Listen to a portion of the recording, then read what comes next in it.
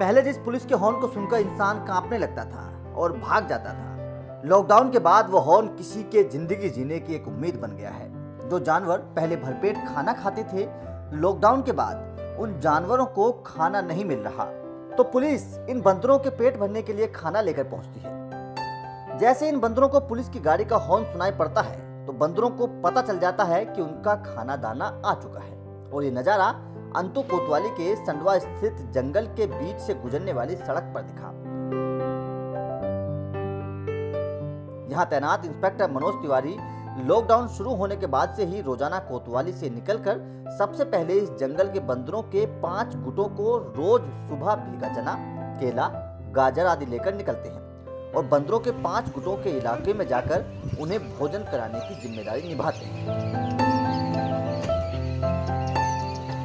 जब हमने उनसे इसके पीछे के कारणों के बारे में जानने की कोशिश की तो उनका कहना था कि अयोध्या चौकी में तैनाती के समय लगे कर्फ्यू के दौरान बंदरों की हालत खराब होने लगी थी।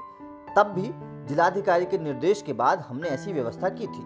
वैसी ही स्थिति आज लॉकडाउन के समय बंदरों की हो गई है, जिसके बाद हम प्रतिदिन पहले इनको भोजन कराते हैं।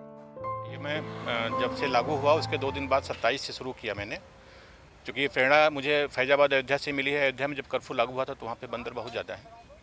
तो डीएम साहब ने एक बार मीटिंग करके बताया था कि सभी लोग निवर्तमान में थे कि सभी लोग जो है बंदरों को चना भिगो कर खिलाएंगे, ज़रूरत पड़ेगी तो मैं उसके लिए बजट भी आप लोगों को दूंगा।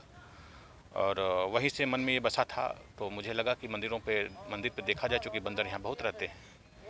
तो देखे तो इनकी हालत ख़राब थी, चूँकि ये मानव की तरह ही खाना खाते हैं। इनको चना होना चाहिए, गाजर चाहिए, केला चाहिए। और मंदिर जब खुला रहता था तो लोग दर्शन करने आते थे, श्रद्धालु कुछ खिलाते थे, कुछ लूट-पाट करके और बाज़ारों में इधर उधर खा लेते थे। इनकी स्थिति दयनीय थी। तो मैंने ये किया, इनको रोज़ाना चना और गाजर, केला सब ले आके खिलाता हूँ। उनको घूम घूम कर जंगलों में जहाँ जहाँ मिलते हैं, इनकी टोलियाँ रहती हैं, वहाँ घूम घूम खिलाता हूँ। कितना बड़ा जंगल है यहाँ पे? बहुत बड़ा तो नहीं है, लेकिन फिर भी 10 एकड़ में तो है ही है। 10 से 20 एकड़ में तो है ही। यहाँ मंदिर भी है? हाँ, चंद्रिका धाम है यहाँ पे और काफ़ी चर्चित धाम है। तो जंगल से निकल के मंदिरों पे ही भोजन पाते थे पहले? हाँ, मंदिरों में घूमते रहते थे लोग। सुबह जब दर्शन करने आते थे तो कुछ न कुछ अपने घर से किसान चना लेके आते थे, तो कुछ लेके आता था। आज भी लोग खीरा उरा जैसे पैदा होता है, जिसका पहला फल पैदा होता है तो ले आके खिलाते हैं। तो लॉकडाउन में मंदिर तो बंद होगा? हाँ, मंदिर बंद है, इसीलिए इनको परेशानी है। और इसीलिए मैं इनको जो है सुबह आके 9 बजे से लेकर 10 बजे के बीच में खिलाकर थाने चला जाता हूँ लौट कर। ये स्वयं की प्रेरणा है और कोई मतलब नहीं। आपको बता दें कि यहाँ बंदर ज्यादातर मंदिरों के पास रहते थे, लेकिन लॉकडाउन के बाद मंदिर भी बंद हैं और बाजार भी। तो इसका असर इस इलाके में रहने वाले बंदरों पर पड़ रहा है।